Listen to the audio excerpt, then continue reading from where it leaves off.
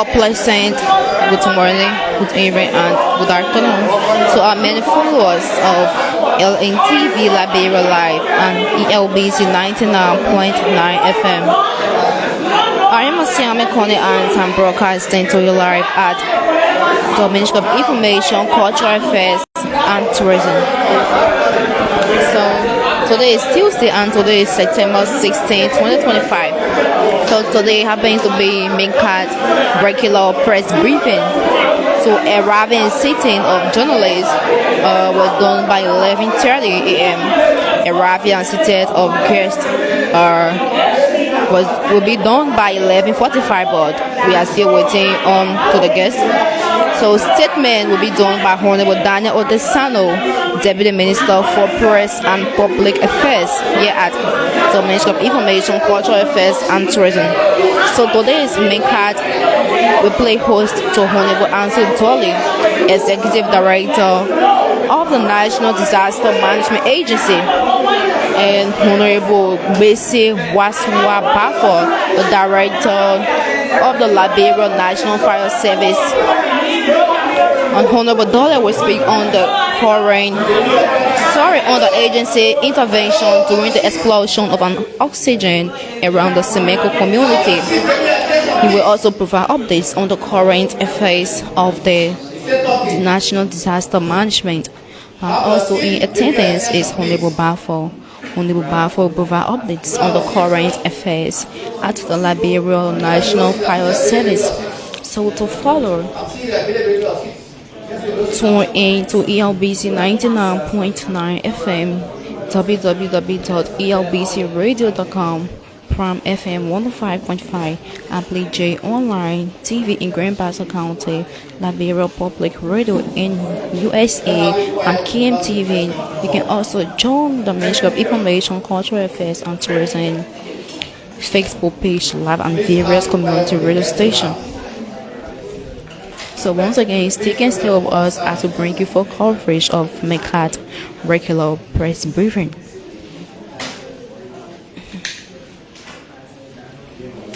So MICAT will play host to Honorable Ansel Dolly, the Executive Director of the National Disaster Management Agency, and Honorable Bese Waswa Bafo, the Director of the Liberia National Fire Service.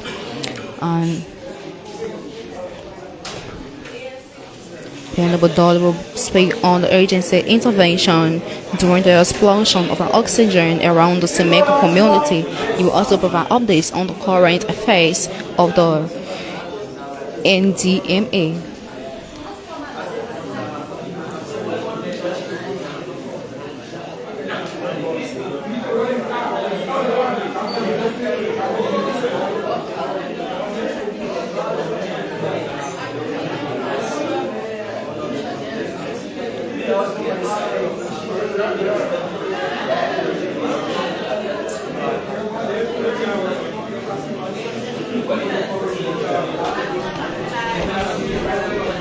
So on yesterday, an explosion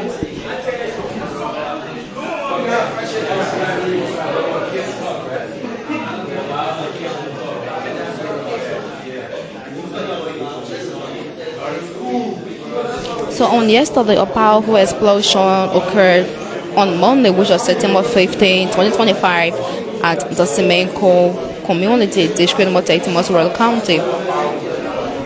Left more than dozens workers injured and prompted an official investigation into safety practice.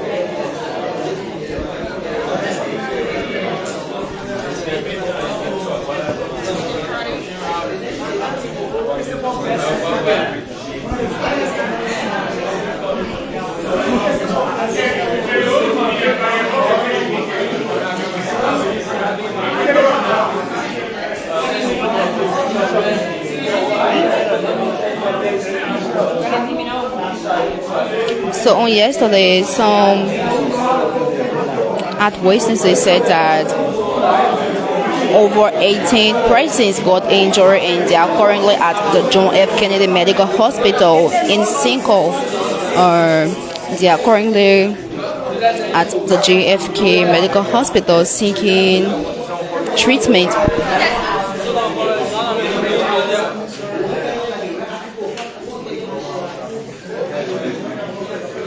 So once again, if you are just joining our like to say welcome. This is LBC 99.9 FM and LNTV Liberia Live, broadcasting to you live at the Ministry of Information, Cultural Affairs and Tourism. So today MICAT press briefing will be addressed by Honorable Ansu Zogoli, the Executive Director of the National Disaster Management Agency, and Honorable Bese Waswa Bafo, the Director of the Liberia National Fire Service. Honorable Dolly will speak on the agency intervention during the exploration of an oxygen around the Simeko community. He will also provide updates on the current affairs of the National Disaster Management. So stick and stay with us. Don't you go away as we bring you full coverage of MICAT regular press briefing.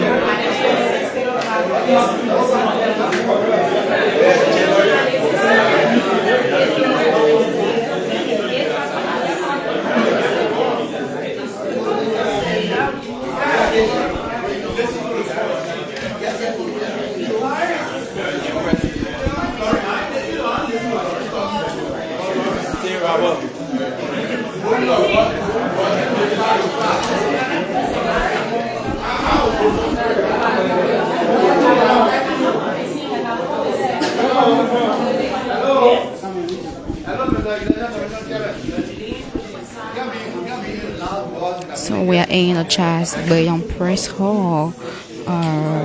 So they have this MICAT regular press briefing. So we are still awaiting the guests to come. We are still awaiting the guests to come. So once again, stick and stay with us. Don't you go away as we bring you full coverage of MICAT regular press briefing today.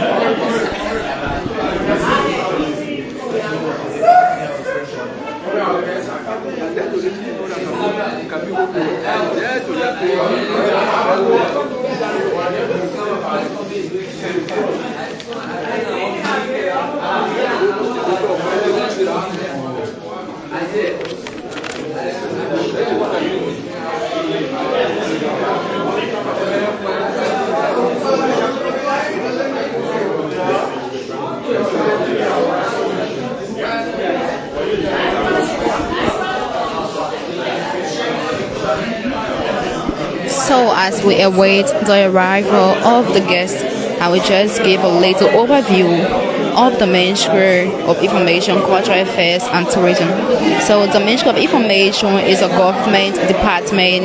They are responsible for managing and regulating the flow of information between the government and the public. MICAT oversees national media, public communication, and sometimes culture or propaganda initiatives. MICAT key functions are public communication through disseminating government policies, decisions, and public service announcements. MICAT maintains transparency between government actions and citizens.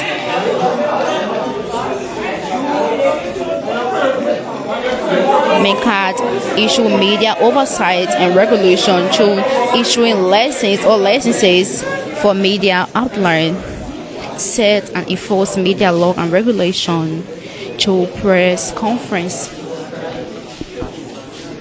So once again, that was the arrival of the National Disaster Management Agency. The Managing Director, Honorable Ansu Dolly, he just arrived in the hall. Honorable Ansu Dolly just arrived in the hall. For those of you who don't know him, he's the Executive Director of the National Disaster Management Agency, Honorable Ansu Dolly.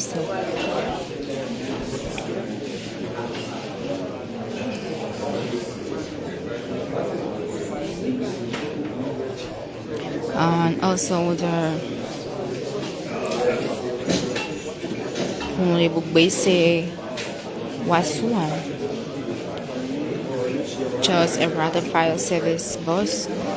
Mr. Bova just arrived in the hall along with his deputies. They are pretty seated, awaiting.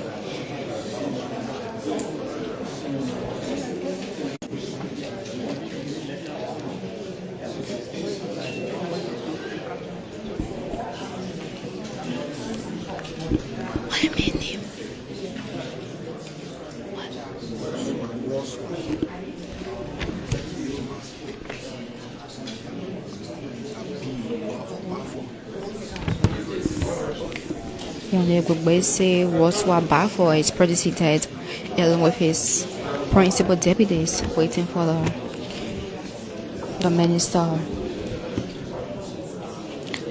Alongside Honorable Ansel Dolly, the National Disaster Management Agency is also pretty seated in the Chasbeo Conference Hall, awaiting the official press briefing to begin. So, MICAT also helped through national broadcasting. MICAT oversees state-owned TV and radio service. MICAT ensure balance and inclusive representative of national events and culture. MICAT manage the government image locally and internationally.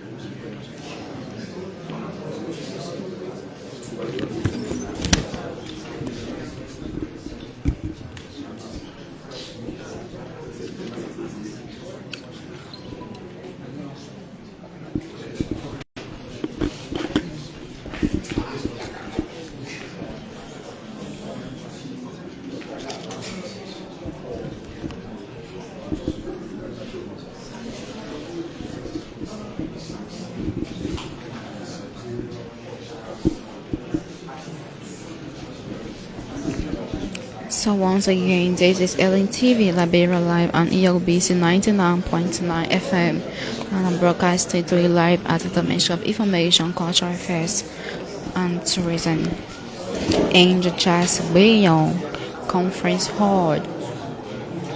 So to the MICAT press briefing will be addressed by Honorable Ansel Dolly, the Executive Director of the National Disaster Management Agency, and Honorable Bese Wasua Bafo, the Director of the Liberia National Fire Service.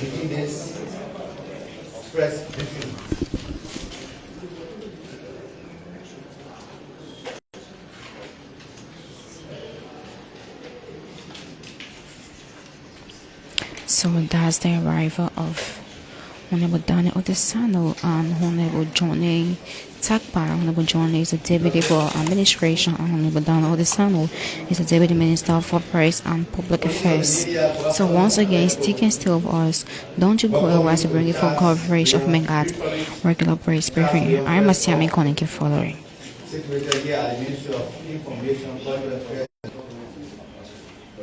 This afternoon, I'd like to inform you, especially those in the diaspora, that you can get on the radio.elbcradio.com. Our radio listeners, our social media followers, and those community radio stations that join ELBC, we have to thank you. Members of the press, for those of you who was opportune to have gone with us for the government town hall and we came back safely. I'd like to thank you on behalf of the Public Affairs Department. I know my boss will do the people more. I'd like to thank you for your service donation. I'd like to also welcome the Deputy Minister for Administration, Honorable Johnny Takpa, my boss, Honorable Daniel Osando, Deputy Minister for Press and Public Affairs, who is the presiding officer for today's press briefing. He will speak to you on issue of national concern, after which we have the Liberia National Fire Service. They will speak from their own perspective.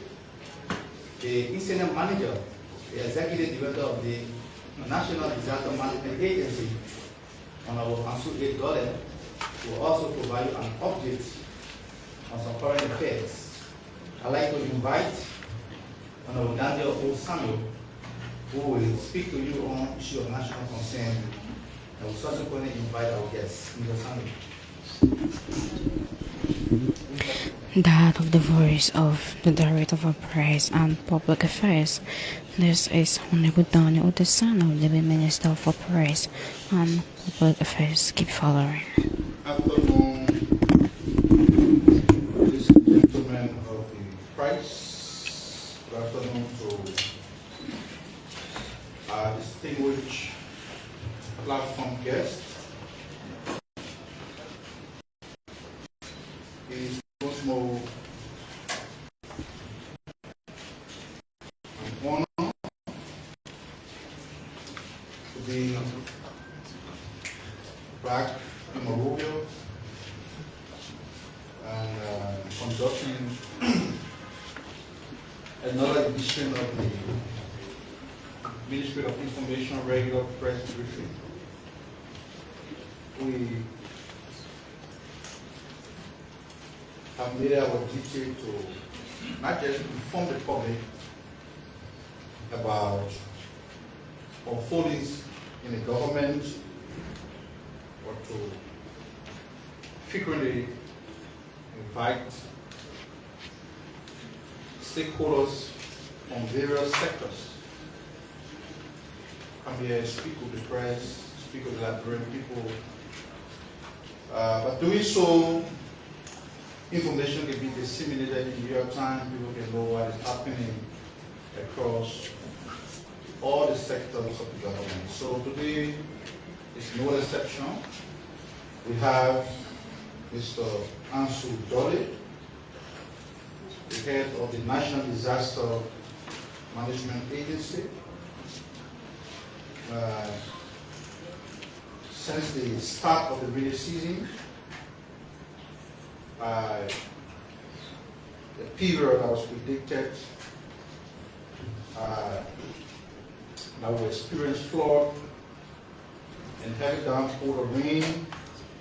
Mr. Dolly has not been here, so they have been working with affected persons across the country. So we invited him to speak on the activities of the National Disaster Management Agency.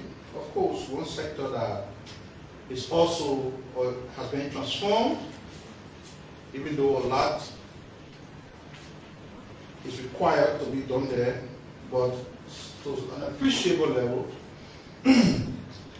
The National Fire Service has been transformed. The other day we were talking about the response time when a fire disaster occurred. When they are called upon, what is the response time, which is very key in assessing the impact they are making. So the Director General of the National Fire Service, Honorable G. Waswa Bafo, is here. He'll be speaking to you on some of the improvements the fire service has made, not just in Monrovia, but across other counties. Don't forget, the last time we talked about the fire service here, they embarked on a decentralization process. So we are happy to have the two distinguished gentlemen. Of course, they are accompanied by members of their senior management teams. When they mount the podium, they will do the proper introduction for the benefit of the press and the listening public. We are back in Monrovia. We were in Nimba County over the weekend for the second edition of the government town hall. And I just want to take this time to appreciate the young members of the MICAT Press Association who accompanied us in Nimba Sankore. Their presence there was very important. The second edition of the town hall was very successful. And I can see one edition after the other, interest is being built in the program, the momentum is being created. And as a ministry, we take pride in the fact that this level of innovation is gaining momentum. It's helping to address some of the communication problems that the country government has faced over time. So the second edition of the town hall was conducted in Sunny College. We also want to thank officials of government that honor our invitation. We went there. You know, when you are a public official, you are like a servant to the public. And so whenever you are called upon to give account of your stewardship, you are obligated to answer to that call. And so you saw scores of government officials in Sunny College, where the town hall was held, and the turnout also from the local was very impressive. So traditional leaders, youth advocacy group, the student community, the disabled community, the women groups, the business community in Lima, were all in attendance. The interaction there was very fruitful. And I'm sure people left that hall with a different mindset as opposed to the way they were thinking about the government when they entered. Because if you were contemplating on certain things that were addressed, for example, when Mr. Woman Page spoke, the rounds of applause he received from the audience clearly tells you that he spoke with clarity and that the step that the government has taken to revamp the mining sector is a step in the right direction. It's a step intended to allow Liberia to benefit from her own natural resources. The Minister of Finance was represented by Deputy Minister Deputy Zuo. He gave an overview of where the government aims with the development agenda, the arresting agenda for inclusive development. The Minister of Agriculture was there. He outlined the programs, the steps that we have taken to improve local production of rice and other very important food crops across the country. So every minister who spoke at that event outlined what they are doing in their respective sector to improve the overall condition within the country. We also announced at the close of the town hall in San Jose that the next edition will be held in Basel. And the government is not just about the executive. The government has three distinct but coordinated branches. The legislature cannot be exempted from this government town hall because they are the first branch of government. Everything about appropriation in the national budget derives from the legislature. In our quest to ensure that the government, and I say government across all three branches, is accountable to the people, we want to encourage members of the legislature, leadership in the legislature to also come and embrace or honor the invitation to address the government town hall. So that edition will be held in Basel.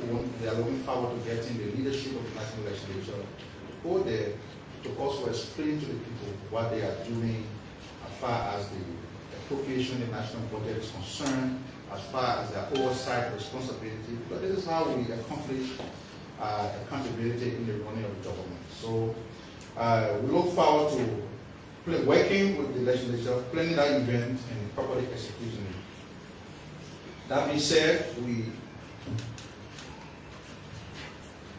let me welcome our distinguished Deputy Minister for Administration. He was out of the country to just return. And then I go to what I have to say, not much today, because we have two speakers. And I just want to start by highlighting that the government of Liberia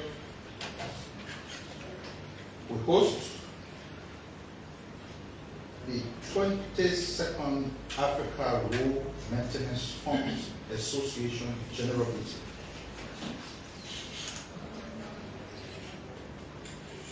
And that event is being led by the National Road Fund. It is scheduled to take place in Monrovia from November 17 to the 23rd. The theme of the event is innovative financing and sustainability of road infrastructure in the face of climate change and mobility challenges in Africa. The theme is a call to action.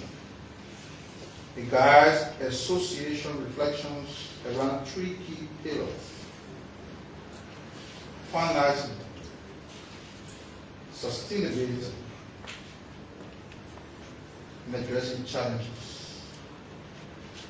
The assembly is expected to attract more than 350 delegates from 35 African countries. This will be the first time in more than a decade that Liberia will host an event of this magnitude. So to throw more light on this, we have spoken with the folks at the National Road Fund, and they have agreed to be here on Thursday to provide further details on this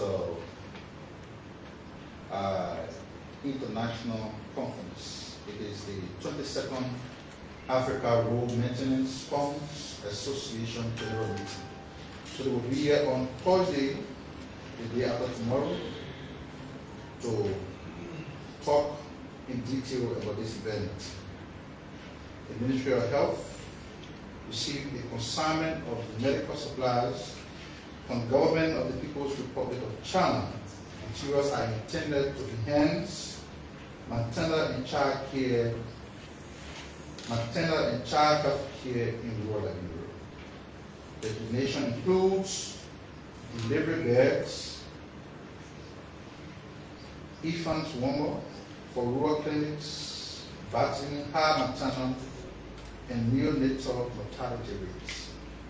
The government, through the Ministry of Health, described the donation as a most needed gift, stressing that the supplies will drastically reduce preventable deaths in underserved communities.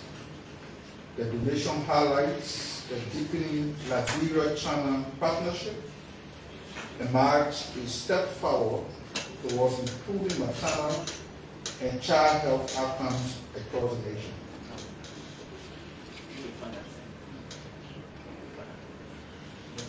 So we've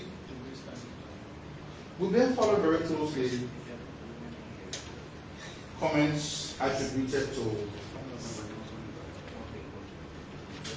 former Solicitor General Councilor Tiamu Bongo. Listen to him, he urging the president to instruct the police director or the police officer to arrest somebody who is alleged or accused of committing a counterfeit. As we have always indicated here, criticism is very healthy for our democracy. But when we try to overstretch our criticism to the extent that we want to give the presidency that authority to do certain things, it is not authorized to do, then our criticism is not good. Our criticism is not good. But you know very well that the indication will not be healthy for our legal system, for our criminal justice system, when the president just sits in the mansion, take a phone, say, go and arrest a person. We're now at war. There's no state of emergency. Why should the president interfere with a criminal investigation. Why?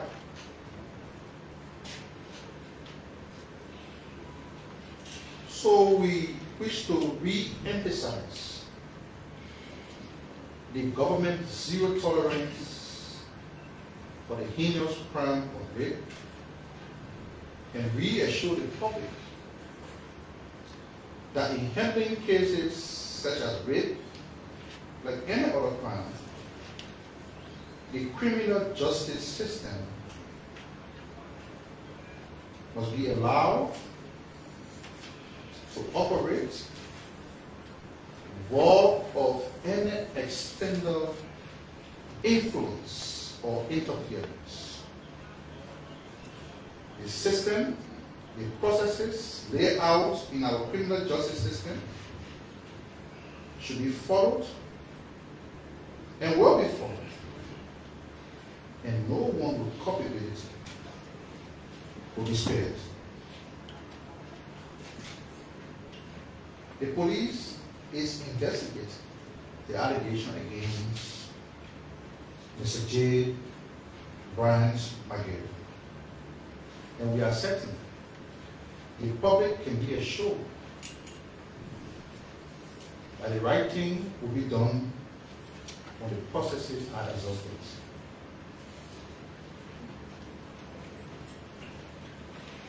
So we disagree with the councillor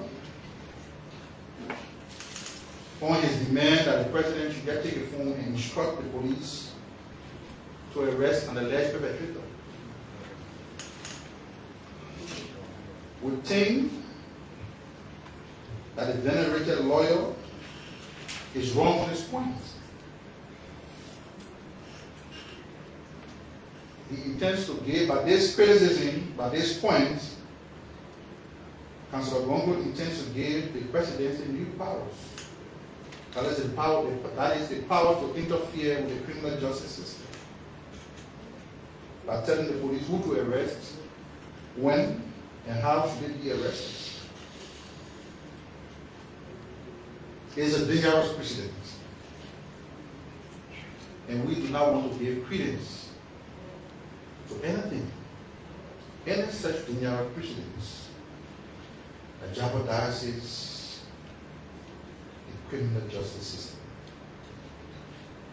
It is not within the authority of the Liberian presidency to abort investigative process currently ongoing by law enforcement officer, just in the name of giving order. So the public is reassured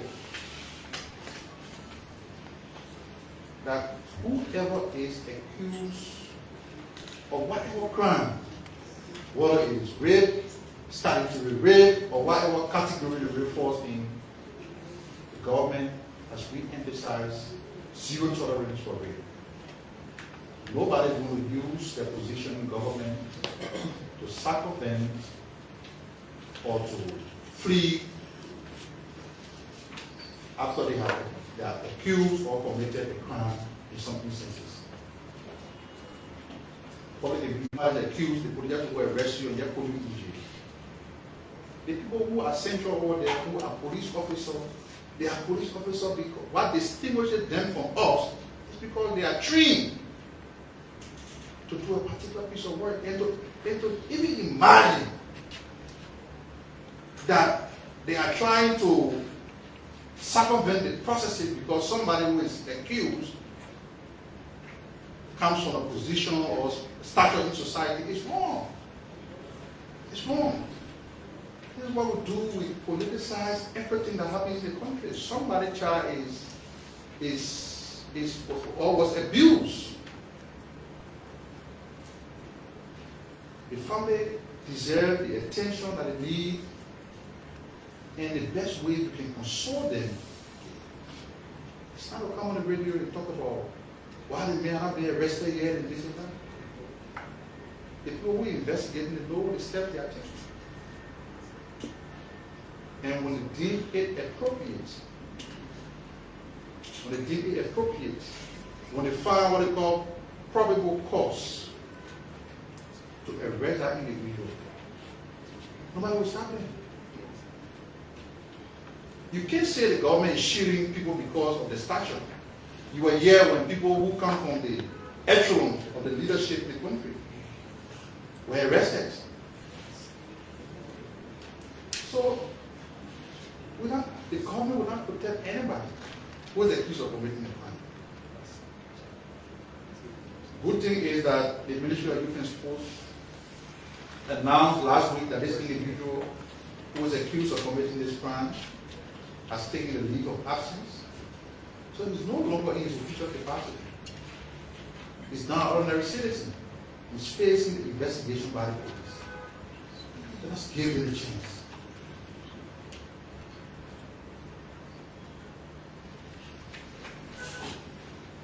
The second batch of 22 students under the Monrovia Guangzhou International Scholarship Program departed the country for Guangzhou, China on Monday,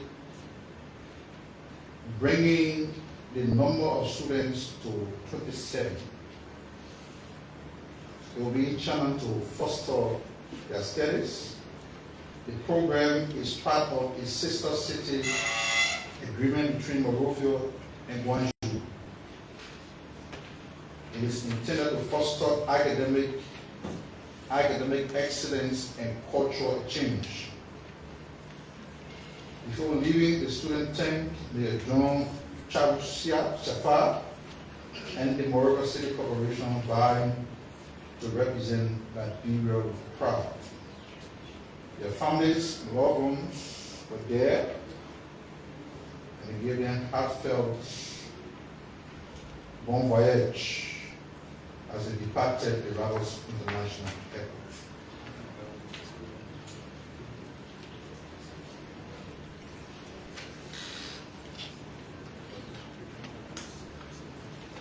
The Liberia Electricity Corporation, on the rural electricity updates, is continuing the process of expanding electricity to rural communities. On the CLG Rural Electrification Project, which is funded by the African Development Bank, 44 towns and villages across the Bond Council are being connected under this project. The scheme involved, as we have always said, a 3-kilometer stretch of transmission lines linking substations in Bikana, Bolota, and Yekepa. The CLG Rural Electrification Project, supported by the African Development Bank, is part of Liberia's broader efforts to expand access to affordable and reliable electricity to rural communities. The project leverages the CLSG transmission backbone to ensure thousands of Liberians benefit from improved electricity supplies and infrastructure.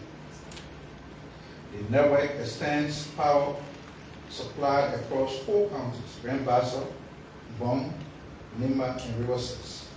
The project will bring reliable electricity to about 4,000 customers with the initial installation of 1,000 streetlights on principal streets.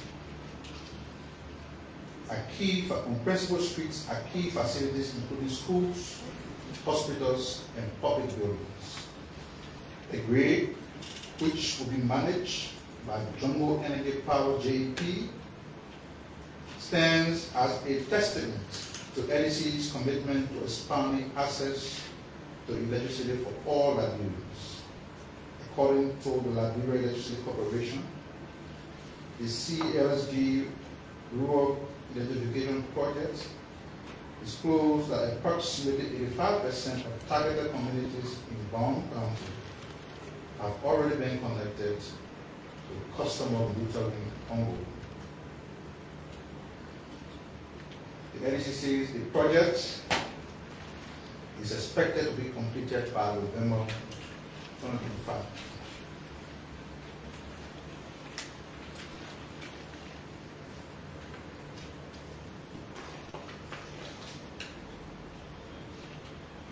On that note, we stop here and now invite the Director General of the Liberia National Fire Service to the podium. We will speak to you. We will be followed by Mr. Ansel Dolly, and then we'll take questions from the members of the press. Welcome, Director. Thank you. That was the voice of Madam Odesano, Deputy Minister for Press and Public Affairs at MICAT.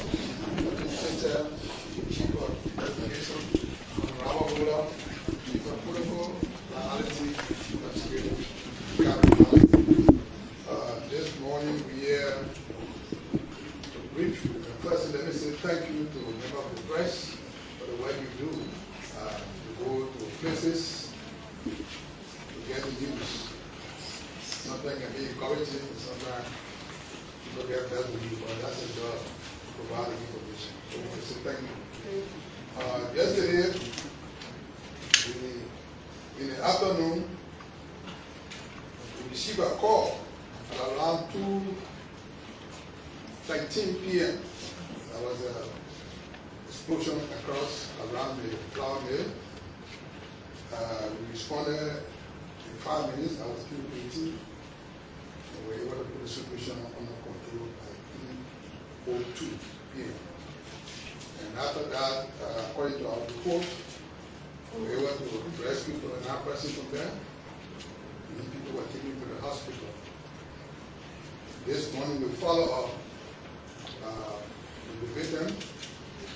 We had about 19 persons at KFK and one at the Kangar Medical Diagnosis Center on 16th Street. Some are in critical condition, others are responding to treatment. So we have to make that clear. We are following up with the situation. In fact, our chief investigator was there this morning. So one of his own team. The other is here, and other people are very interested in go there and assess the situation. So these are the individualists which put out the team. All right, so tell them about that on you. The Liberia Fire Service is doing well. We are responding to fire situation in the country. A matter of fact, a few weeks ago, we deployed a truck in Magidi, Kakata, yesterday, and we are looking at also augmenting the strength in Buchanan in Mimba. We are also anticipating come this budget hearing for 2026. We want to make a case of our decentralization process so that the government gets some money to build fire stations in Ruraville, Dixville, Johnsonville, Marshall, Federal community, so that when there's fire in this area, because firefighting has to do with time. Time is very important. So in fact, we're going to respond without fire and not under control. So if we get this structure going, then if there's any fire in Ruraville, the station will be the first response while the coming station. We also want to look at the county, right? One county, Wami, Cape Town, the southeast. By the way, we had a tour of 3 regions. We have 5 regions. The 15 counties divided into 5 regions, 3 county regions. So we visited region 1, region 2, and 3 to assess the situation. So we know what's going on in these countries. So we'll be working with the government and agencies that are responsible, like the legislature, the Minister of Finance, so we can do all the construction, fire situation, equipment in the country as well as recruits, so that we can have people selling these heroes. As you know, we brought in some new equipment, that those equipment are helping us to perform. We brought in 6 new fire truck, 2 water tanker, 3,000 gallon and 5,000 gallon. And those tanker can help fight fire as well. We got 2 fire jeep, rapid response. We got motorbike that will be issued. In fact, as I speak to you now, they are being issued out to the stations and 3 regional commanders. where our fire investigator, technical center going in there, and there's a situation with the truck, we got to move it to put it on control, so they will get one. And the PSD, people who do the investigation on the conduct of our officers, so they will be receiving that. We hope that during the last day, we will visit between 4 and 5 at the Grand Dealer, River G, Maryland, River Cell, Sando, and Grand Crew. We will visit the area to assess, to see the condition, and see what we can, in the last phase, and see what we can do in those countries.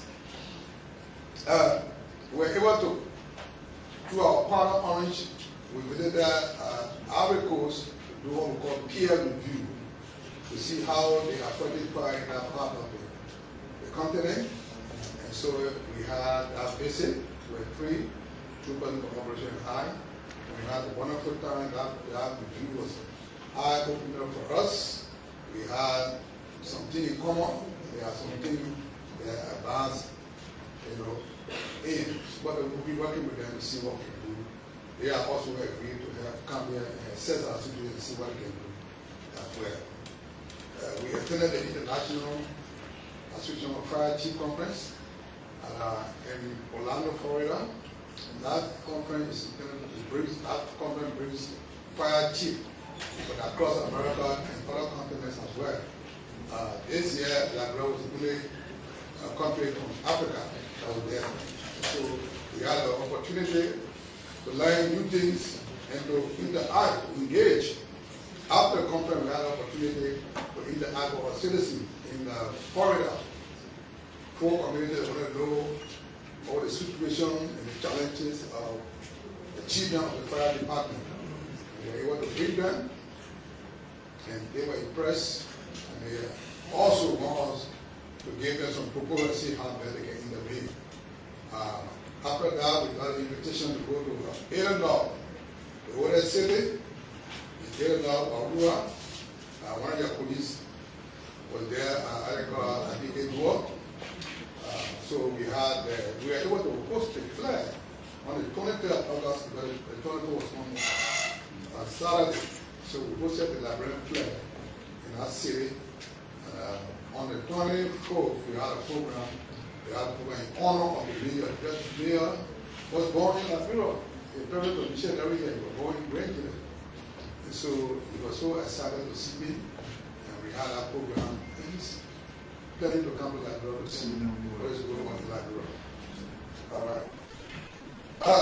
As we go to what we asked him, we ask you to join us in awareness. Fire is not one-man business. It's for all of us. Because the life is saved in your home, a friend, family member. So as I put the last thing will be calling on you, will be engaging MICAT to own awareness. Because we observe that last season on the highway, people just set the ground on fire, set bushes on fire. It was very dangerous. I remember I was on my way to Cape Town. Left poles line up, and the poles set the ground on fire, and the left pole on fire. I had to run to Clay to get a jump scaling in water, go there and arrest the people who did it. So we need to take that head on. The fire prevention awareness is very important. Because let me tell you one thing. We had a situation already, somehow we have horses, like the opossum, one way. And now the opossum say, it has sense, right? We build our church up on one way. And mistakenly in the fire call, say the living room. We got nowhere to come up. That's how our family died in 1977. Fire started in the living room. After the woke up, came out, probably listening, how did they get out? So we need to go to the communities and continue to educate our people to construct. Besides that, the material that we use as well, especially the delicate material, the wire that we buy. In this country, we got the AWG, the C number 10 and 12, we got the chain wire, the C number 10 and 12. So if you have a man, I got wire my mother, go buy the chain wire. That chain wire, after some time, the wire, the rubber around will get dry, start breaking, every night they experience shock in your house. And people overlook it. Well, it can cause trouble. Another one again, the community here, we know sometimes people say it can be tough, but they power theft business also causes serious problem. Say, you go, your hospital get the current you took, they give you that line, they can only take bulbs, carry flash screen, you carry freezer, carry fan. I mean, you go on loading the current they give you, right? The line they give you, are loading it, right? They could result into fire. So, what we call it when you return us in this campaign, so that our people can see. I want to thank you. The information you need will be available to you. Thank you. Thank you.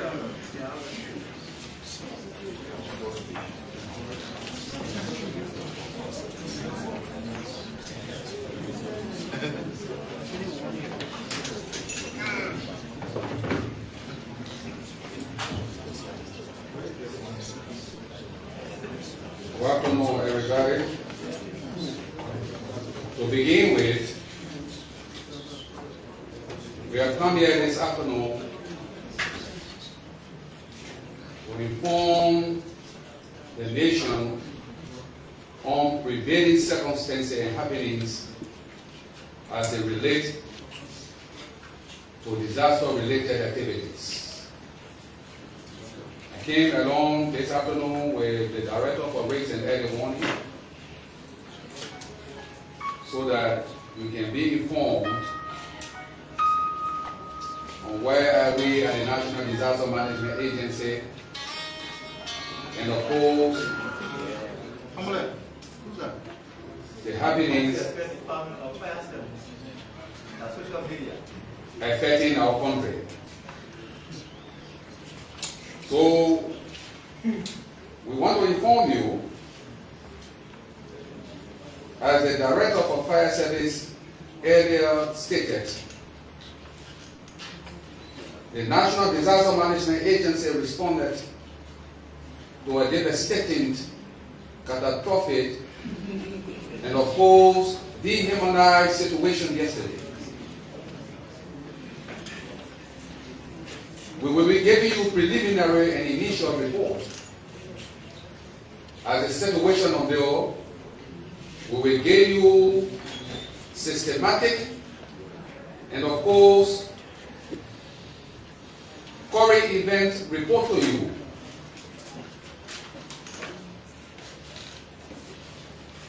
This government will not leave no stone unturned as it relates to unscrupulous business individuals who will deliberately put explosives in the maze of our population. A devastating explosion erupted yesterday by the company called Mara Gas and Incorporated, owned and operated by CEO Wazin Sharifi, a Lebanese businessman. A complete set of oxygen supply to hospitals is being produced by them. Our response team, along with the Fire Service, the Liberia Immigration Service, the Liberia National Police, and of course, the Environmental Protection Agency were on site immediately after the explosion.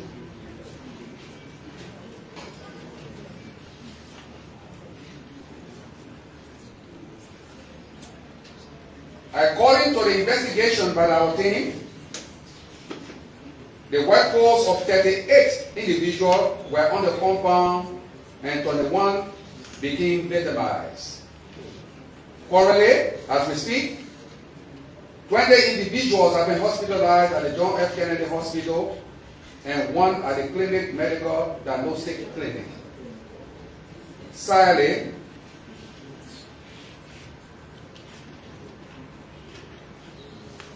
we just got a report as we were here that one of the victims at John F. Kennedy Hospital has succumbed to their wounds. One Abraham Alawi, a Lebanese national.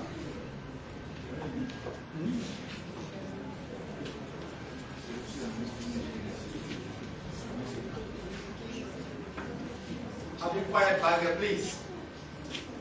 This is a very serious situation. And the reason why we are here, we have reached the threshold of disaster. And so, the area have been quarantined, being monitored by the Liberian National Police, the EPA, and of course, our safety department of the National Disaster Management Agency.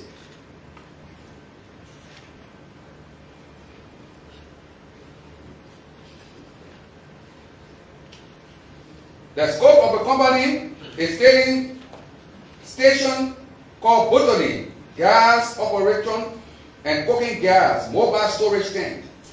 This product called Botany, when burned with sufficient oxygen, can produce carbon dioxide and water. However, in limited oxygen, it can produce toxic carbon dioxide and greenhouse gas emission not suitable for our ecosystem. Our team have a clearer picture, initial clearer picture of the incident. We paid a visit at the John F. Kennedy Hospital and met the chief medical officer who disclosed to us that they have received 21 patients in connection with the incident.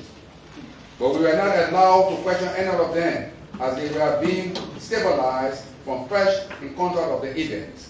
Furthermore, the victims affected 20 are male and 1 female.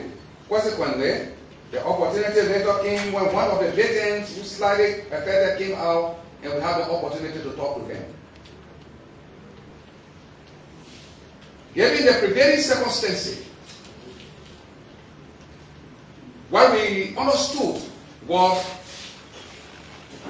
contributory negligence for the workers at a very tight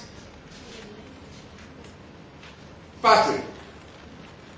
A factory that cannot host 10 persons, but yet hosted 40 individuals. With tenders, varieties of mobile tanks. As we speak to you, victims in the hospital, according to information that we received from the hospital yesterday, most of them will be losing their sight. And some wouldn't walk. Some are experiencing breathing problems as we speak. 3rd-degree burns. It is devastating. It is sad. The compliance aspect of it, the EPA and other relevant institutions will take immediate action. Such an industry should not be in the middle of the city. Such an industry should not be operating close to residential areas. And that is the reason why the National Disaster Management Agency will begin to send their safety and risk department across the country to inspect. Part of our obligation as an agency responsible for disaster-related activity is to mitigate these things. And when there's a mitigation, are the key to disaster management. And this is what we're going to do. The Liberians are lying in their hospital today, suffering for their life because of negligence. Because we're not, I don't want to go too much in that, but as I can tell you, I feel very sad as a human being. We went there yesterday, we saw the vast majority of the people who survived. Some were amazing in action, some were terrified, some were devastated, and some were temporarily insane because of the explosion. Some could not even remember their own name. And some were running helter-skelter. And so we do not even know why we are speaking here today as I leave, whether there will be a news of another reported death. And so we'll ask you, the journalists and the Liberian people, to pray for them. They are Liberians. And by now, the organizer of that company, I wouldn't say apprehended, but should be questioned for negligence and be prosecuted if there will be a need to do so.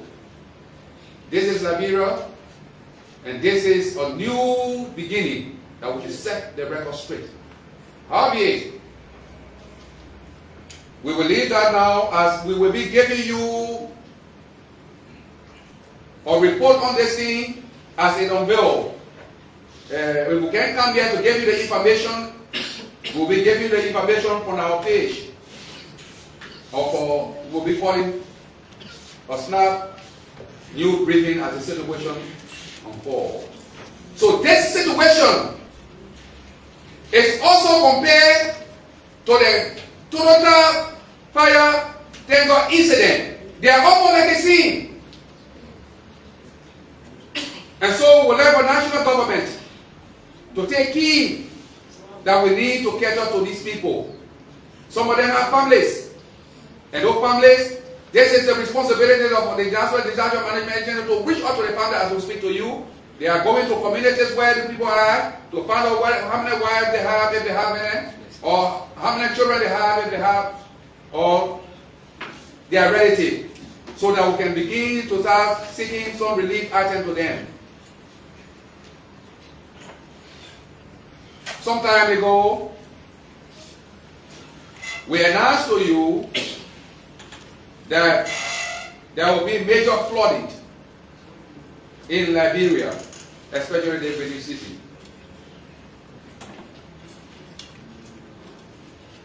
For the past 2 weeks, we have been experiencing a heavy downpour of rain in Grand Cape County, specifically in Pantin Town, New Pantin Town, Crew Town, Community, and Roberts Fort. The people are moving here, there, and yonder. They are moving from community to community. A river overflows this bank, drainages overflow their banks, and the National Disaster Management Agency are doing everything humanly possible to get the data and to cater to them. Of course, as we speak to you, most of our country can heavily be affected because of so many factors. People-induced hazard, for example, we have flooding in Monserrado, in Gaza community, several Simpo, Carwell, Creho, Tuefa, Nukru Town, Bassa community, and varieties of communities have been flooded, heavily flooded. We are doing our best to cater to the Liberian people, but I can also tell you that we are overwhelmed. And so, the National Disaster Management Agency has sent SOS call as usual to our international communities. Our data is being analyzed, and we can assure you that the government will be doing very well this rainy season. We are also doing all modalities to see that we can cater to our people. The National Disaster Management Agency is being heavily in designing the CAT DDO for disaster-related activities. So the process is on. The disaster risk financing strategy is being completed, remain to be validated by the cabinet. And when that is done, and of course when there is a major catastrophe, it will be triggered to all line ministerial agencies that will be responsible for Pacific hazard. So we are on that, and the World Bank, also our Arrow 2 Arrow, which means ready to respond team, is also in town interviewing various line ministerial agencies to prepare Liberia to test our preparedness. Disaster management is preparedness, mitigation, awareness, and recovery. And so we are testing our preparedness in case there is a major disaster happening. And so Liberia will be able to respond. I would like to stop here. We have more to say to inform you But because of the devastating circumstances that is happening at JFK, we are very sad and emotional right now to continue what we are doing. I want to thank you. Thank you. Members of the press, please come in. So that of the verse of Honorable Ansadali, this is questions by our reporters. So once again, they're just showing you all of this welcome. My first question goes to Deputy Minister Mr. Sano. I don't know, is it a law that when one is accused of raping an individual and the Ministry of Gender has already reported that they have that child in their custody, and like you said, the police is investigating, are we saying that laws is now being massaged that the big man can be outside while he goes on an investigation and the common man goes to jail while he is waiting for trial? What is the government saying as it relates to this case involving this 14-year-old man?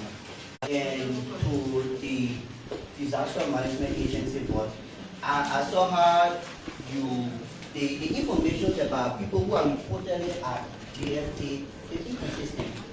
The fire service said 90 questions. You are reporting 21. The old man outside there listening. What can we see? How many questions is currently at the GFT? What's the exact number? Thank you. My name is Mopolu and I read for inside Liberia. So my first question goes to the government. Let me say thank for the program here in Nima County, Pakulondo. But one of the concerns that Liberians have local is that you have dedicated the vice president to have been the lead delegate for that program. And then he was not there. Within a year, decide, and he was in the program sheet as lead delegate. And that also happened during the first segment, and that is the launch of it. He was replaced by the Foreign Affairs Minister. So the concern from the Liberian people is what the government would do in order to avoid maybe not seeing the lead delegate. I finished asking what the government would do in order to prevent such that our lead delegate will always be seen and the message expected will be given. Thank you. The last question to, honorable, people from the slum. And these people may not be educated like Mr. Dolly.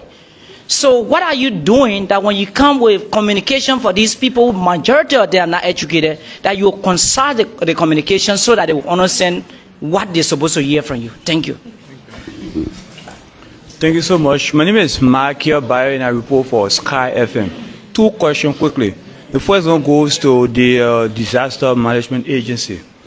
You said the incident has reached a threshold. My concern to you is that we have witnessed a series of incidents of such. Are you saying that the Disaster Management Agency was waiting for this incident before they can announce that it has reached a threshold? If yes, you care to explain to us why? If no, please reconcile your statement and make us understand why you mean by it has reached a threshold. And to the government, just to rephrase my coding question, what can you say to citizens that believe that the case of Mr. Maggie, if you are in the case of ordinary citizens, what can you say to them? Because they have a belief that because it is a government official, so today he's not detained. If it is common citizen, he would have been detained. What can you say to them? Thank you. My name is Francis Kole and I report for Wiz TV. My question goes to the fire service boss. How does the service conduct investigation into fires and what actions are taken to prevent similar incidents? Thank you. So the name is Prince Mombida Tugba. I report for Spotlight Africa. First of all, my first question goes to the government, especially from the government town hall initiative here in Nima County. We have been reliably informed that there has been this fight against the media especially where Minister of Information is being alleged of confiscating the gadget of OKFN Nima County correspondent Dolokwi. I mean, the ministry hasn't made any formal statement, and the PEO have made some statement, but not say anything. What exactly happened? And the Liberian people are eager to know. Secondly, the name is Prince Tugba. Secondly, yes, sir. I'm saying the question is, OKFM, who's the individual works for, and in fact the PEO has made some official statement with, but there has not been any statement from the ministry. What exactly happened? That's the point. My second question goes to the Disaster Management Agency. I mean, we've been following, especially you talk about floor. The last time we heard you talking about... The last time we heard you talking about there will be floor, and of course there have been a lot. Yes. I mean, what are preventive measures you put in place prior to what is currently happening? What did you do to prevent the circumstances like we have experiencing now? Thank you. Follow the instruction. Good afternoon. My name is Jackson Hali Siafa, and I report for SEM TV. So my first appreciation goes to the fire service boss. I think on 2 occasions I've witnessed the response team coming prompt as the moment the fire catch somewhere. For example, in New Jersey, around New Jersey, Simako, there was an incident there. I remember fire service responding promptly. So thanks to you. I believe there is much more to be done. That is the awareness, getting people much more sensitized about the incident.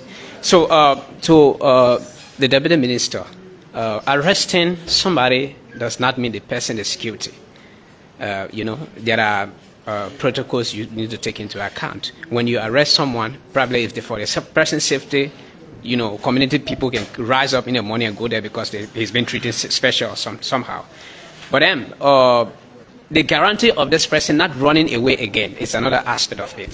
So I think it is necessary for the police to treat the Deputy Minister as others are treated. So the National Disaster Management boss. So my issue here, it has to do with those victims of the disasters. You spoke nice, but you failed to mention what are some of the assistance given to the victims of fire or disasters in any kind of nature. So I think you have to throw light on that. Thank you very much. My name is Joseph Sali, and I report for Lata FM and TV. To the Director of the Fire Service, yeah. Most often when you come in relation to press conferences, there can be major outbreak, and sometimes we don't hear the raw data from your agency, like how many victims have you survived, how many deaths have occurred during the year in review. So I don't know if you have such data, you can respond to it.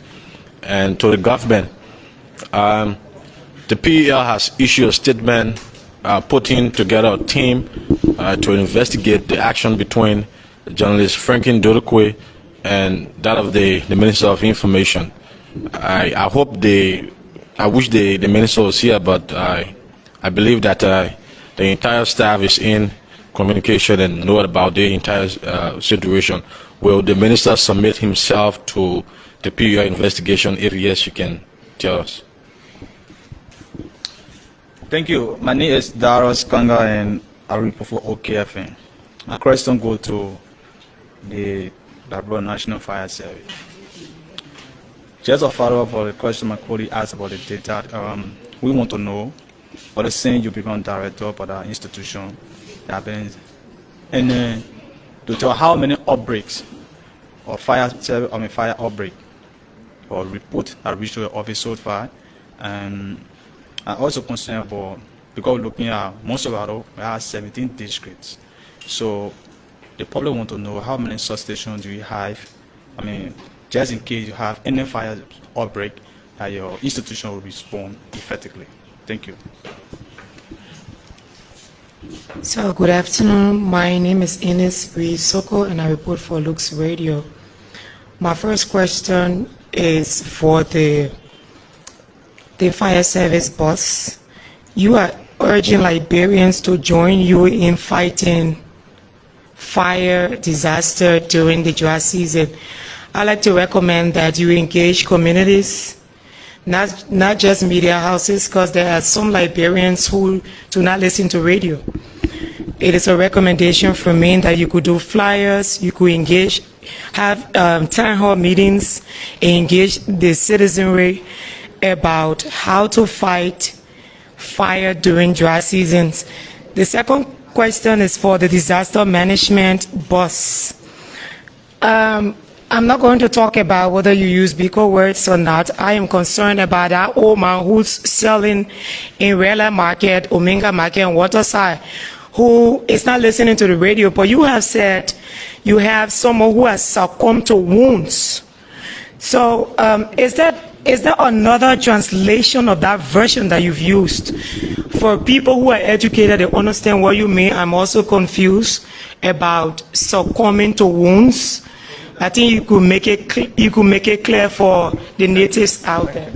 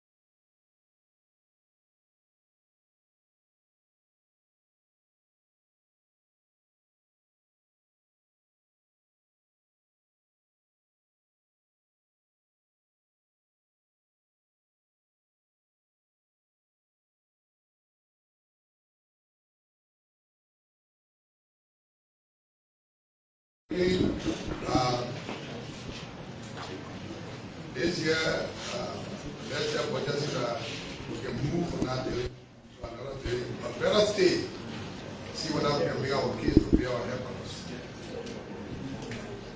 Benefits.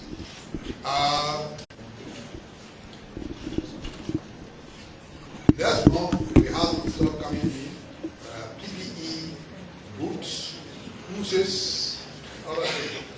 Then in November, we have a team coming in from a group called Africa Fire Mission will be coming to Nigeria to visit us, to be our guests. We want to come and assess our situation and see how best we can work with us, carry on a step forward. Also in November, we will be bringing some more things in PPE, SCBA, helmets, stretcher, bed for the ambulance, and other stuff will be coming. So remember that will come. Somebody asked about awareness. We have to be doing awareness. If you listen to EFBC, the $16 carry the messages, the private messages across the country. We also, our partner Orange, also send tag messages on fire tips as well. And what we call our community risk reduction is what we are talking about. So at the end of last year, we will look at our statistics. Those areas that they are current on fire have been so frequent. So we consider the area as risk community, so we can carry the awareness So, yes, we got station across the city. Central Monrovia, we have station 1 from Ashford Street that can respond to fire in Central Monrovia. Station 2 is at Bowman Bridge and respond to fire in Douala, Bujo Island, and up to Battery Factory. Station 4 is at Stephen Double Estate, to the route around the station. They respond to fire in between there, coming to Banana Bay. Then Station 5 in Kings Bay. That station responds to fire in that city. As a matter of fact, we're doing some modification in that station to the city produce some work. The for raw data, yes, we do. There are 3 ways we fight fire: before, during, and after. Before is the fire prevention awareness, to provide the education. And fire comes about through 3 means: ignorance, carelessness, or mistake.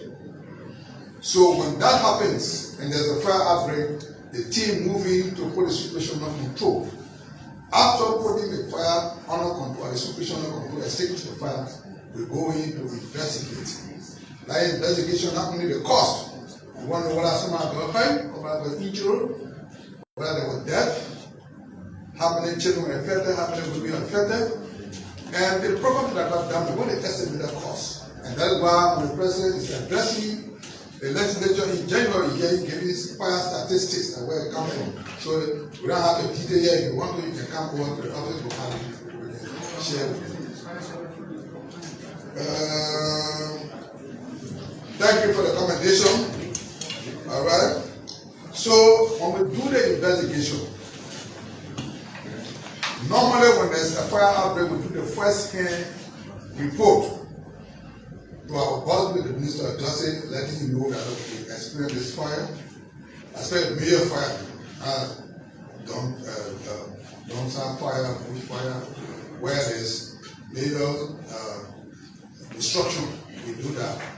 But when we do the investigation, we do the statistics, we do the metrics, doing our annual report, we attach it to that report, so that the major incident, after the first report, after the investigation, we do a comprehensive report and send it to the minister. All right? I think I answered the question. Anybody that didn't answer? I mean, thank you. Okay, before the order comes, someone has said there was misinformation in the thing. Actually, there was 21 person that were taken to hospital. As I said, one person was at Clinic Medical Institute Street, and the 20 at DFP. But out of the 20, one person, I think we had 2 affected, right? But 19 were very affected. So I don't want to make that clear. Somebody say, what is it? I wouldn't be answering that question anymore because I have been addressed. You actually wanted to say 19 critically affected. So I think, and you see, I wouldn't know what somebody will hold me responsible for speaking good English. But sometimes I become flabbergasted, you know.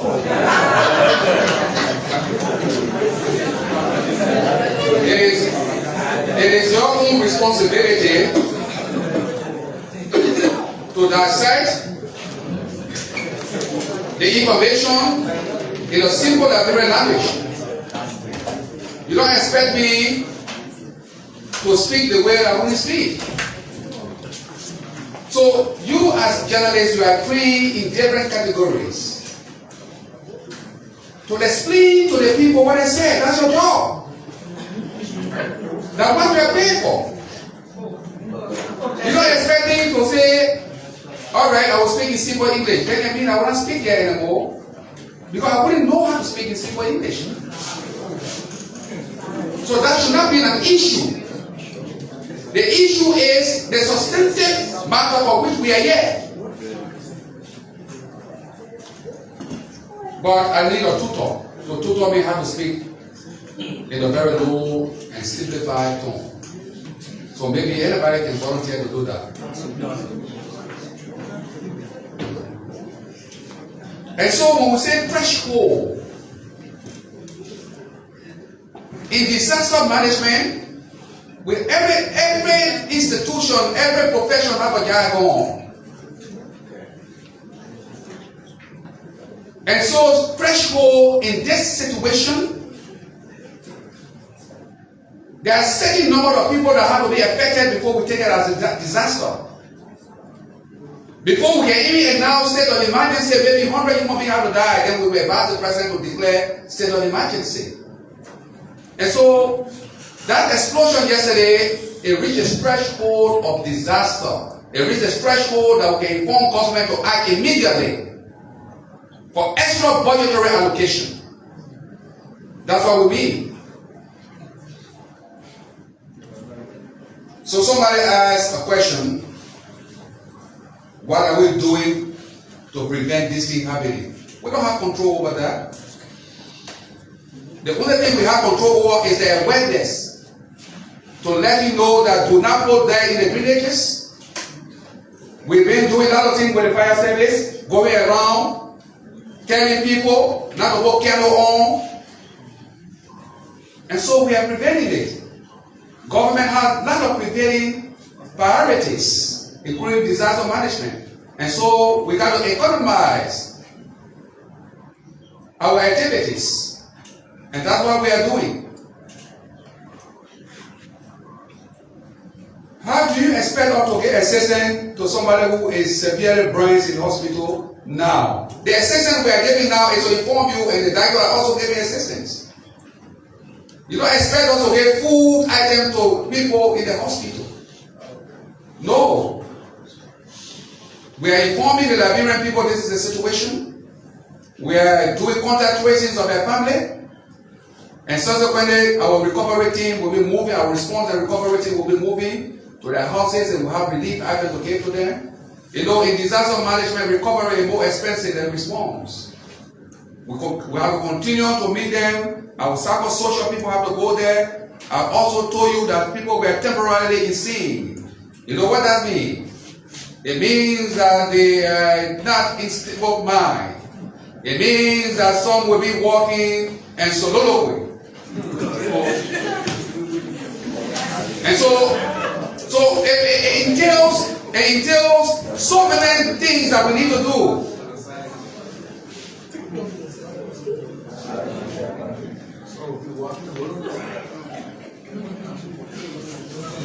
And so somebody asked the question, how many Liberians have been affected from the genesis of this rainy season?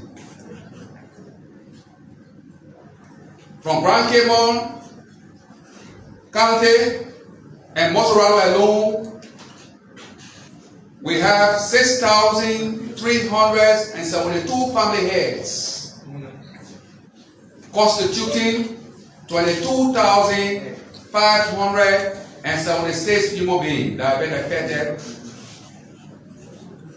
from last week to now in Grand Caymon and Motorado County. There are reports in the office that have not reached to us by now from other counties and from additional veterans in Motorado and Grand Caymon County that may even trigger up to 40 to 50,000. But we'll be giving you those reports subsequently as they unveil. I want to thank you. If I forgot about any other question, I beg your indulgence and I apologize that the next time I stand here, we'll be answering those questions as they come to us. Thank you. May God bless you.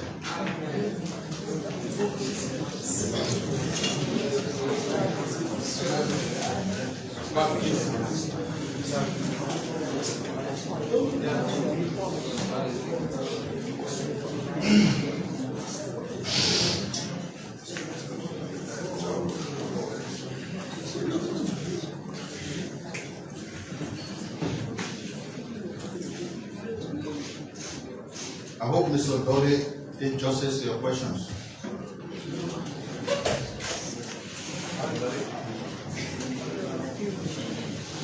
So, Joseph, you asked why is the rape suspect not being arrested? And what I said to you in my statement was that we are asking the jack of all trades and masters of none to allow the police to do their work.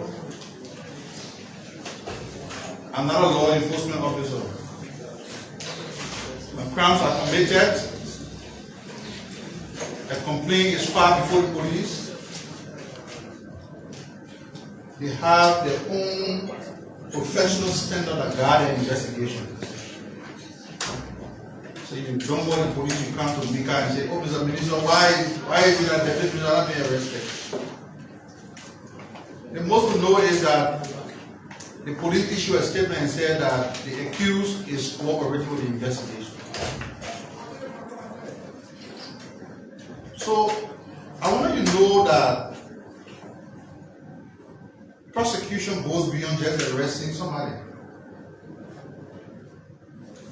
So if the police just open a floodgate, anybody who carry complaint, yes, I arresting people, putting people behind bars. That's the situation you want, or you want a professional force that will do due diligence to the investigation, establish what they call probable cause or prima facie evidence before they can arrest you and charge you to the court. Something has happened. They are investigating. It's giving them the time. But I cannot tell you why the police are not arrested in Nigeria. I'm not part of the investigation. I'm not even investigating. So maybe I'll give you 6 o'clock number so you can call. She will tell you why they have me arrested in Nigeria. Since I thought our goal is to see justice being done on an impartial basis where people who are accused can also feel protected and those whose rights are violated can also feel protected by the law. So, I mean, let's give them the time. Once they establish a reason why this may be held accountable, there's an allegation. If the police got reason to arrest you, they will arrest you. There are people here when they burn the Capitol building in December, when they arrested them. How many months after? 6 months after. So why you're not asking me, say, oh, why the police not arrested the police? Because we're investigating. And before if the police will arrest you, it means that they have reason to arrest you, to charge you and say, oh, they're not going to arrest you and keep you for handbag. They arrest you, charge you and say, oh, that's a new police force. You see how professional they are. So let's give them the time they need to do the work. I can understand the public concern because rape, given the age of the minor that is involved, is concerning to all of us. I'm a father, and we empathize with the victim, but criminal investigation cannot be sympathetic. It has to be on the basis of what the law requires them to do. Thank you.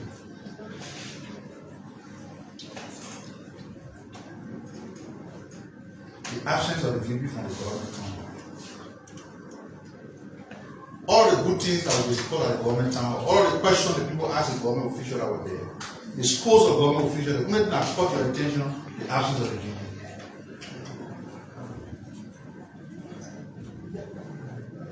The VP is not an ordinary person. He received tons of invitations every day, especially so that the chief executive of the country is not here. You know how many engagements the vice president has got to attend to? If he didn't attend a program, a public affairs program in Lima County, it becomes an issue. Why is the people not there? The VP office is right here. Capitol building. If you need a ride, I'll give you a ride. Go there, go there. The chief of staff is there so they can tell you why the VP didn't come here. So I do not understand why it should be a concern to you. The program was very successful. The program was very successful. You were there, you saw it for yourself. Very successful. In fact, even the launch of the event was not as colorful as what we had in my was. And all of a sudden, the absence of the VP, all mentioned the VP is boycotted. I said, oh, if you say somebody boycotted something in Mina, wasn't they out of protest? Do you have the protest letter? You say no. So why you say they boycotted? Or you don't want to use what before you want to use it? All mentioned the man abandoned it. Was it organized by him? No. We invited sector ministries to grace the occasion. All of the ministries and entities of government that were invited were there. Ministry of Foreign Affairs, Ministry of Finance, Agriculture, Labor, Mines and Energy, Ministry of Commerce. All the people were there. In fact, the whole cabinet were there. The Unit now has caught the attention of some of our friends with the VP absence. I don't have the energy for that. Maybe on the VP, on the Senate session open, you presiding, you can go there and listen. Why you get in the government town hall, so you secretary, yeah? Say selected detention. I don't see how if the police announced that they are investigating, and that investigation is ongoing. I don't see how selected that can be. I don't see how selected that will be. They are simply being meticulous. Because don't forget, when you finish arresting that man, the thing you want to do, you finish arresting him. You arrest him, you hang off him, you put it in the newspaper. He's a rape suspect, yeah. For the government to win the case in the court, now they arrest him. And the pieces of evidence that the state will abuse to prove that case. How the government win the case. So if your issue is just about arresting and putting him off and putting newspapers, yeah, it's been a rape suspect. We all fight against rape, and that's why I open my statement by saying that we re-emphasize the government zero tolerance against rape. It is a heinous crime that should have no space in our society, especially those who try to violate the rights of minors. It's barbaric. Heinous crime, equally so. The issues are brought before the law. It is not about the impulse of the individual involved. The law enforcement officer will not act on impulse. They will be the ordinary man will think, oh yeah, because if he don't know, the law enforcement officer is looking for what he wants to see before charging somebody. Because in the end, all the people who making noise on the radio, oh yeah, the government won't go us in the two cases, the last term of court. None of them talk about it. But you know why we winning those cases? Because we're not just in the business of indicting people randomly. When you listen to the Solicitor General speaking, he tells you that they are proceeding very meticulously. All the people who committed crime here, the few that they have indicted, they can survive it. In fact, the other day, Sandra two of them went to the court and said, yeah, okay, the thing I accused now, we did it. It's true, we did it. We used the money. But we did it on presidential immunity. And they confessed already? They confessed. So the state has been meticulous. So the police officer also got that right. Because in the end, they barely rest the state. All the police are talking. Yeah, arrest the mayor. The regiment again, the government does rape cases. They can't pay good lawyers. They can't do this. So now when the people taking the time to investigate, being very professional, you say they've been selected. That is not true.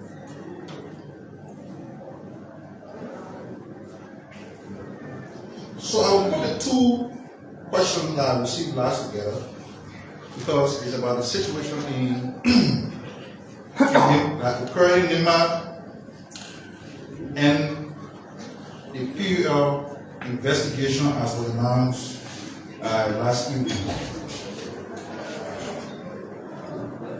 We go to the government town hall.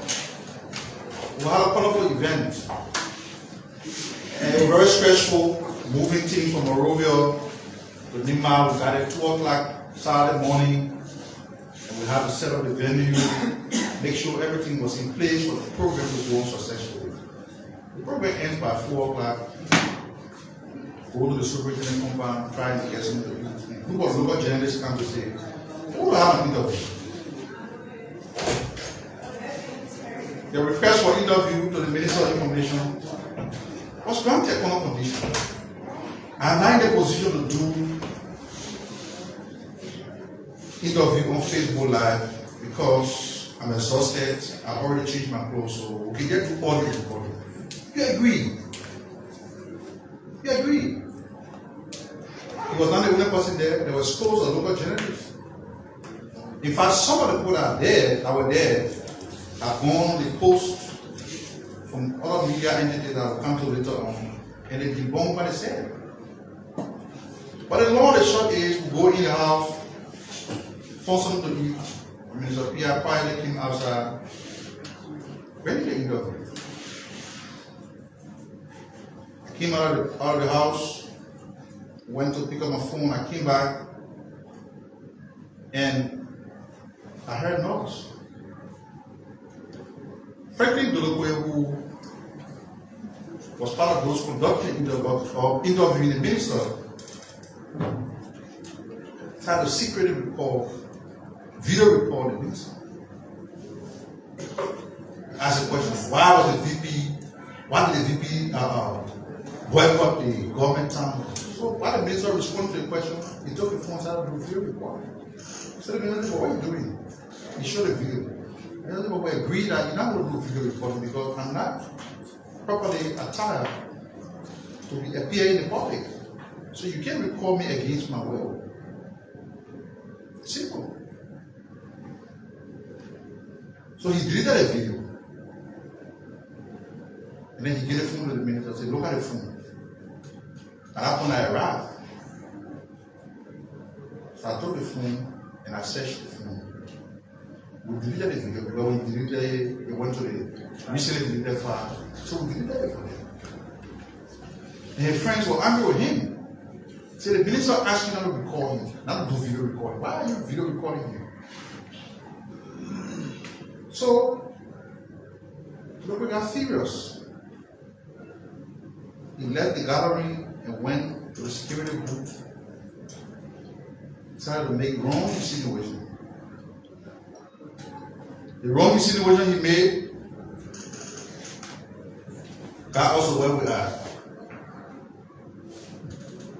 The station he works for, without contacting people that were there to even balance the story. As for Front-Page Africa, I know they no longer care for the reputation.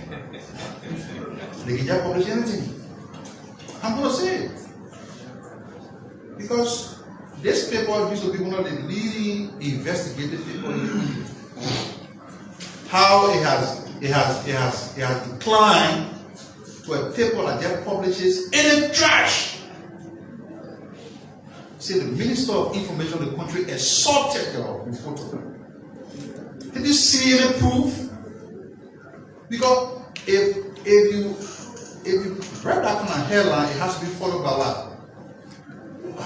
Supporting facts, document. And then to even further embarrass themselves, they publish an audio on that story online. I read it online when I listened to the audio, and you hear the minister is responding to the interview question. And then he said, what you called me for? Give me the phone. He gave me the phone. The video is deleted. So you term that as assault. So you say the minister insulted your reporter.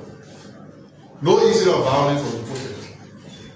This incident occurred at the residence of the superintendent. You got security people all putting people over. So if there was any incident of violence or scuffle between their reporter, Mr. Al Jazeera, and the minister, it would have been reported. Right? But no scuffle was reported. No physical altercation was reported. And you get jumped and say the Minister of Information assaulted the reporter. Now, OKFM on the side, the issue statement.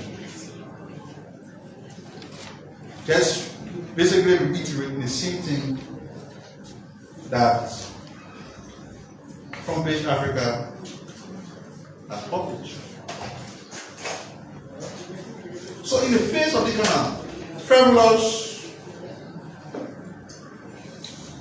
reportage, false and misleading claims coming from the two media institutions,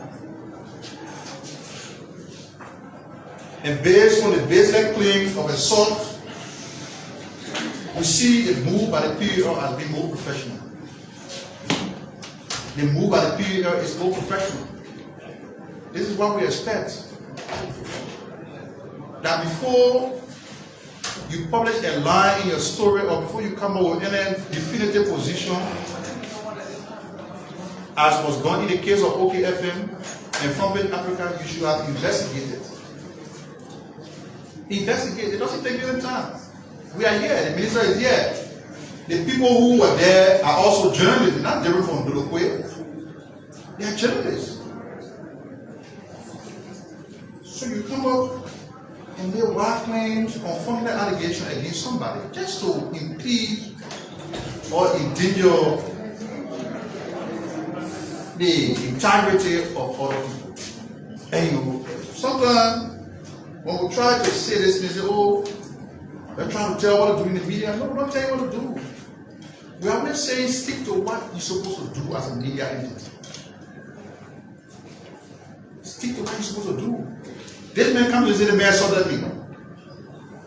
If you saw somebody, there has to be some proof. You got to record, okay.